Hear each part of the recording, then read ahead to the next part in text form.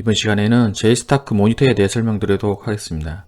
JSTARK 모니터는 JSTARK APN과 스테이터스로 구성되어 있고, 그 중에 먼저 대시보드를 한번 보도록 하겠습니다. 대시보드 같은 경우는 프레임워크에서 동작하는 어플리케이션의 수행 이력을 표시하는데요. 아래 보시면 프레임워크의 전체 가동 시간을 볼 수 있는데요. 그리고 밑에 보시면 HTTP 리퀘스트의 현황을 볼 수 있습니다. 그리고 액션 타임 워링은 액션의 처리 시간이 장기간 처리된 액션의 수를 보여주는 거고요. 서비스 타임 워링 같은 경우는 DB 처리를 할 때에 쿼리가 장시간 수행되는 횟수를 표시하고 있습니다. 그리고 에러는 에러가 발생한 걸 갖다 표시해주고 있고요. 요 위에 3은 현재 사용자 수를 표시해주고 있습니다. 그리고 서비스 쪽에 보시면 서비스 커넥션을 맺은 개수와 그리고 쿼리를 수행한 수, 그리고 서비스 타임 워링을 표시해주고 있습니다. 그리고 우측에는 JDCP의 수행 현황을 볼 수 있습니다. 현재 5개의 커넥션이 맺어져 있고, 그 다음에 실시간으로 맺어 있는 것은 0인 걸 볼 수 있습니다. 실제 수행되는 것은 0이 아닌데 순간적으로 데이터를 가져오기 때문에 0으로 보입니다. 지금 보시면 세로 고침을 계속 눌렀더니 1로 바뀌었던 것을 볼 수 있습니다. 그 다음 밑에 보시면 메모리 현황을 볼 수 있습니다. 흰 메모리 현황을 보실 수 있고, GC가 발생했을 때에 GC가 발생한 걸 볼 수 있습니다. 그래서 흰 메모리가 아래로 뚝 떨어졌습니다.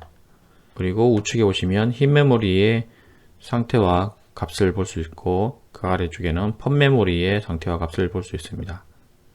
그리고 세션의 수와 스레드 수, 그 다음 GC와 GC의 현황, 그 다음에 클래스가 로드된 개수, 그리고 만약에 파일 업로드 다운로드가 진행 중이라면 그 현황을 볼 수 있습니다. 그리고 파일 관리를 하는 스토리지의 용량, 그 다음에 CPU 현황을 볼 수 있습니다. 대시보드에서는 이렇게 실시간 시스템의 현황을 볼 수 있고, 그 다음에 스냅샷이라는 부분에서는 각 시간에 따른 상태를 볼 수 있습니다. 그리고 데일리에서는 일자별 현황을 보실 수 있습니다. 다음으로 트래킹에 대해 설명을 드리겠습니다. 트래킹의 경우 트랜잭션이 발생하는 모든 데이터를 저장을 하는데요. 그래서 클릭을 해보면 어떤 IP가 어떤 방식으로 어떻게 호출이 됐으며, 그리고 그게 얼마만큼의 처리 시간이 거쳤다는 것을 확인할 수 있습니다.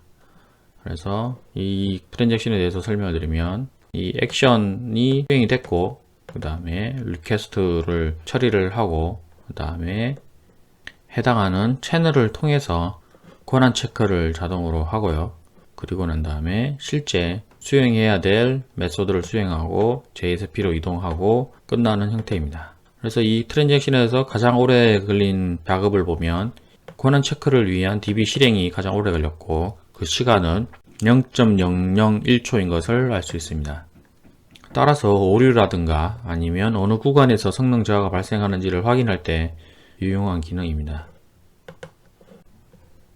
다음으로 리얼타임 메시지에 대해 설명을 드리겠습니다.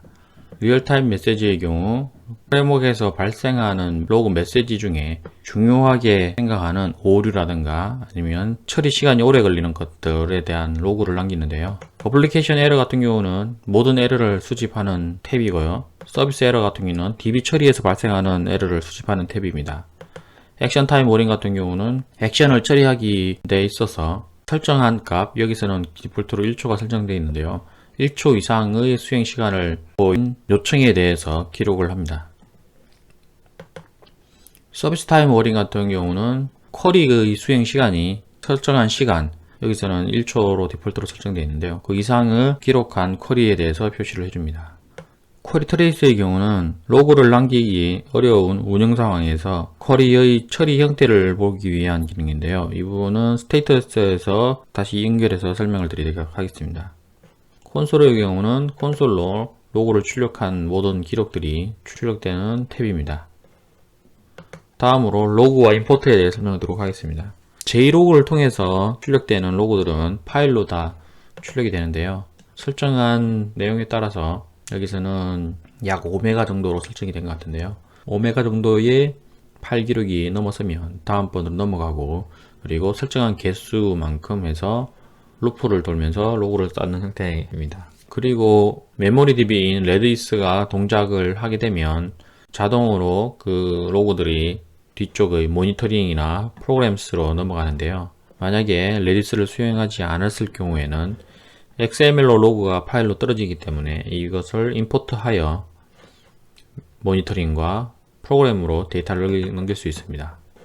로그들은 실시간으로 클릭해서 다운로드해서 확인이 가능하고요.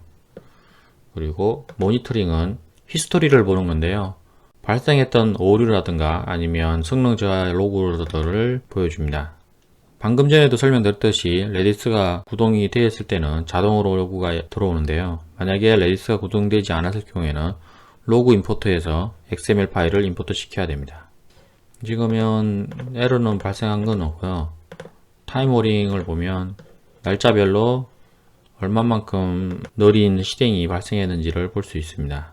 그리고 뭐 시간별로 해서 가장 오래 걸린 거라든가 클릭을 해서 자세한 내용도 볼 수 있고요. 만약에 트래킹 뷰가 남아 있다면 그 트래킹 뷰를 통해서 분석도 가능합니다. 그 다음에 서비스 타임 워링 같은 경우는 쿼리 수행에 대한 내용으로 쿼리 수행 시간을 설정한 값 이상 오래 걸린 항목에 대해서 찾을 수 있고요.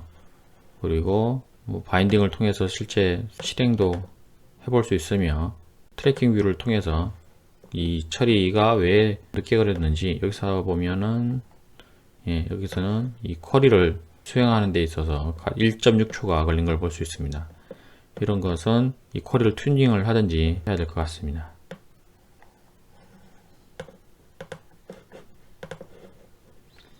프로그램스는 횟수가 아니라 프로그램에 대해서 해당 프로그램이 에버리지로 한번 보면 이 해당 프로그램이 얼마만큼 시간이 걸렸는지에 대해서 나타주는데요.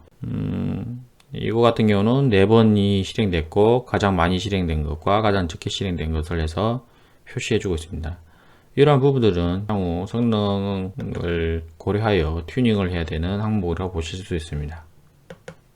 마찬가지로 DB에서 수행되었던 결과를 표시해주는 항목입니다. APM에서는 성능과 관련된 부분을 로그를 기록하고 그 로그를 통해서 프로그램을 개선하기 위한 용도로 사용하시면 됩니다.